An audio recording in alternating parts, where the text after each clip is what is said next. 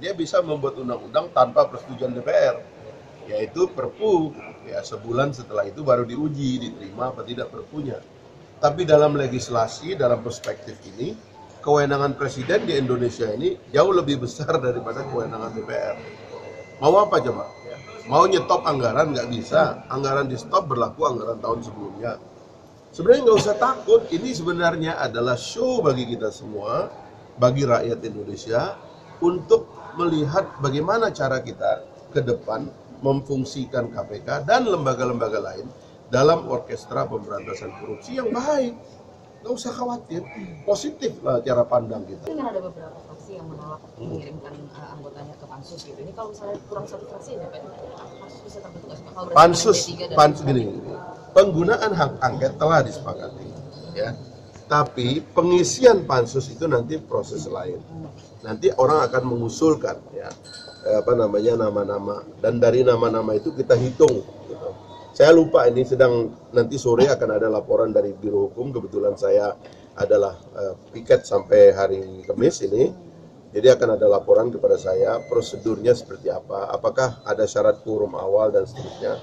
Ya kita semua simulasi untuk melihat bagaimana perkembangan ke depan. Tapi saya menyarankan, mari kita melihat ini secara positif ya, jangan negatif ya. Karena ini semua baik bagi kita semua. Jadi pansus itu harus terdiri dari 10 fraksi yang ada di DPR atau bisa kurang? Nanti ketentuannya ada pada quorum. Nanti kita lihat kan, kajian teknisnya nanti saya kasih ke teman-teman. Rapat bonus lagi maksudnya? Quorum pada pengisian. Tapi nanti saya kasih lihat. Karena itu ada di tatip semuanya. Saya belum baca detail. Ya, kita baca MD3-nya, baca tatipnya. Emang bisa tanpa presiden? Nggak bisa. Dan kami sudah 3 kali ke istana. Presidennya awalnya oke, tapi akhirnya nggak oke. Tapi kan saat itu kan belum seperti angket yang punya gaungnya terserah presiden. Dan presiden kalau setuju ngomong di depan.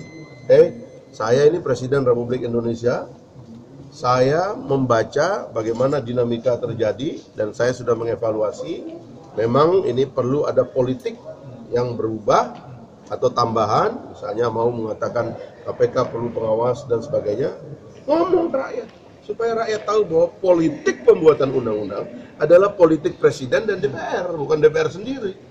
Artinya bisa merekomendasikan revisi undang-undang KPK. Oh bisa aja, itu merupakan, tapi kan nggak bisa DPR sendiri. Jadi gini ya, dalam negara kita ini, meskipun karena sistemnya presidensialisme, tapi presidensialisme kita ini lebih kuat dari Amerika Serikat.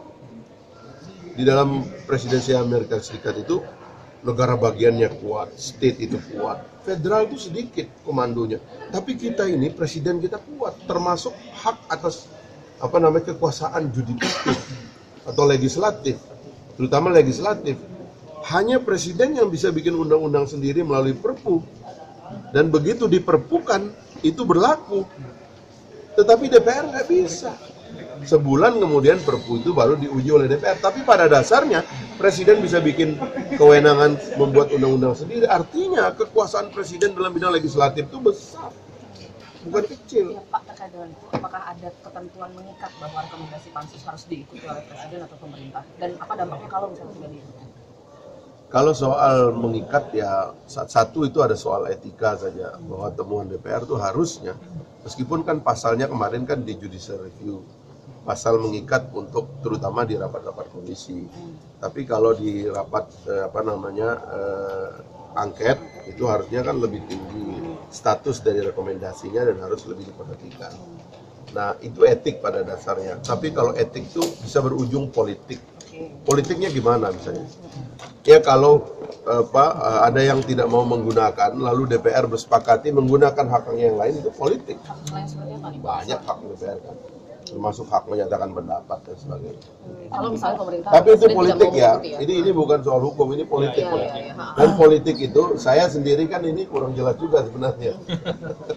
Pak, kalau KPK bersikeras tidak mau membuka rekaman, Pak, kalau soal rekaman, kalau KPK bersikeras tidak mau membuka rekaman, nah, saya mengusulkan ini bukan soal kasus ya, pada awalnya. Tadi saya sudah katakan ada perbedaan antara naskah usulan dari Komisi 3 tanggal 20 April dengan naskah yang dibacakan oleh Pak Taufik. Itu karena kemudian Bamus mengirim surat agar kesimpulan dari Komisi 3 itu disertai dengan para pengusul. Lalu para pengusul mengusulkan konstruksi yang saya kira sangat positif karena orientasinya adalah pada kewenangan dan penggunaan uang.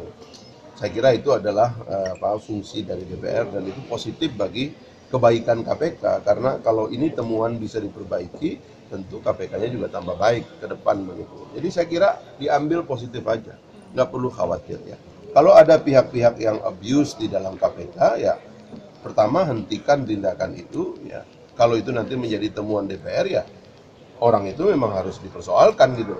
Sebab kan di situ ada kewenangan yang besar, tentu nggak boleh disalahgunakan secara sembarangan. Kan gini ya, saya tidak tahu karena belum mendapatkan laporan khusus tentang misalnya apakah ada koordinasi antara KPK dengan kepolisian. Yang kedua, apa betul KPK mau masuk kepada tindak pidana non khusus, ya, yaitu dianggap atau diambat menyampaikan kesaksian palsu dan sebagainya gitu. Saya belum tahu itu. Jadi pembagian tugasnya antara polisi dan KPK itu saya belum tahu. Tetapi ya karena istilahnya ditangkap, ya meskipun saya lihat itu senyum-senyum, ketawa dan sebagainya gitu ya. Jadi kesan saya itu sebenarnya bukan ditangkap gitu, tapi memberitahu bahwa saya di sini dan sebagainya. Tapi oke lah gitu. Selanjutnya seperti apa? Gitu. Saya kira itu mudah-mudahan bisa lebih memperjelas perkara yang sedang berlangsung. Ada permintaan dari anggota Komisi 3 untuk Miriam dilindungi oleh perlindungan saksi. Oh itu ada undang-undangnya, namanya Undang-Undang Perlindungan Saksi dan Korban, ada lembaganya namanya LPSK. Ya, apakah memang jadi dia Miriam harus mendapatkan perlindungan. Jadi gini ya, dalam negara demokrasi kita sekarang ini, orang bersaksi itu tidak boleh di bawah tekanan, tidak boleh merugikan dia harus dilindungi dan didampingi. Ya, itu adalah tugas dari undang-undang pasca demokrasi kita. Jadi semua itu jangan kemudian dianggap kalau saksi kasus korupsi udah abaikan aja, nggak usah diurusin, nggak boleh begitu. Ini negara demokrasi, kesaksian itu berlaku bagi semua orang dan perlindungan itu berlaku pada presiden.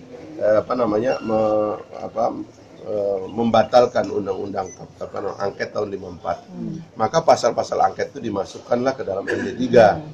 Nah, waktu itu ada perdebatan.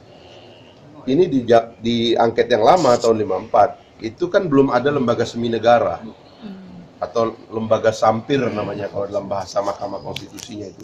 Nah, sekarang ini sudah ada lembaga sampir atau dalam bahasa Inggrisnya itu State Auxiliary Body. Nah, ini State Auxiliary Body ini powernya juga gede, seperti lembaga-lembaga inti dalam negara juga yang ada di konstitusi. Bagaimana caranya lembaga-lembaga ini diawasi? Apakah dia kena dalam penggunaan hak-hak DPR untuk mengawasi pemerintah?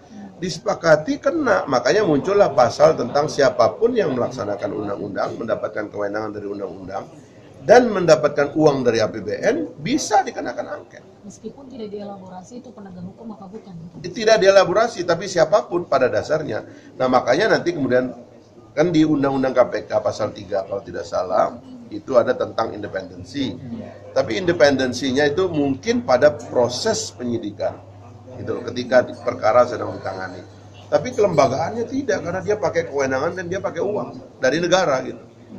Saya kira itu karena ada beberapa yang berargumen bahwa penegak hukum itu di-exclude dari bukan objek angket DPR gitu. Kalau bicara KPK itu kan bukan lembaga judicial, tapi kita sebutnya extra judicial, ya kan? Jadi kewenangannya itu ada eksekutif, ada judikatif. Bahkan kalau saya lihat perilaku KPK membuat SOP yang kadang-kadang selevel undang-undang, itu ada soal kewenangan legislatif juga gitu. Jadi saya kira harusnya kita menganggap bahwa penggunaan kewenangan untuk investigasi KPK itu wajar karena kewenangan-kewenangan yang dia gunakan itu besar. Habis kalau nggak begitu, bagaimana cara kita mengetahui ada persoalan? Ya kan? Nggak boleh dong ada lembaga yang bebas dari, bahkan kan di dalam keputusan MK itu sendiri kan ada dibagi lembaga negara LN besar dan LN kecil kan. Yang tidak masuk dalam konstitusi seperti KPK dipakai LN kecil, ya kan? Ini disebut extrajudicial dan juga ekstra konstitusional sebetulnya karena nggak ada dalam konstitusi. Tetapi ini harus diawasi karena dia menggunakan uang dan kewenangan. Pas ini pernah nggak sih ada kejadian rekomendasi pansus dari turutnya lebih gitu? dari periode-periode sebelumnya juga Bapak kan Ya rekomendasinya kan bukan cuma kepada pemerintah, cuma juga kepada penegak hukum, ya, kepada lembaga lain gitu. Dan cuman yaitu keputusan angket itu sifatnya kan rekomendatif keputusan. Makanya kalau DPR itu mau menggunakan kewenangan lanjutannya kan, itu kan ada hak lanjutannya, ya. Tapi itu politik, sekali lagi sifatnya politik, merupakan hasil dari pemahaman antara partai-partai dan fraksi-fraksi yang ada di dalam. sejauh ini sudah ada pemahaman nggak Pak di antara partai-partai jika nih